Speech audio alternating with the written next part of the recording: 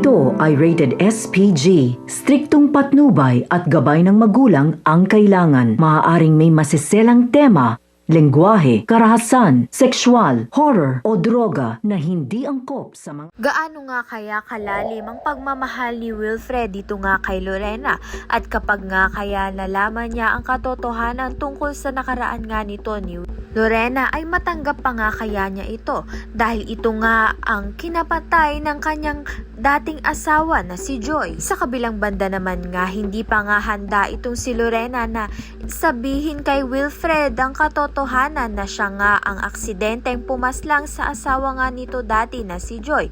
Gagawa naman nga ng paraan itong si Ronnie upang ang imbestigahan itong si Lorena at may malalaman nga silang katotohanan tungkol sa nakaraan ni Lorena na makakalap nga nila. Sa kabilang banda naman nga, natanggap na nga ni Amber na nagbalik na nga itong si Lorena sa kanilang buhay, at masaya nga itong si Amber dahil may kapatid na nga siya, ito ngang si Leah. Subalit sa pagbabalik nga nito ni Lorena ay hindi na nga katulad dati dahil ngayon nga ay mas takot na itong si Lorena na malaman nga ni Wilfred ang katotohanan.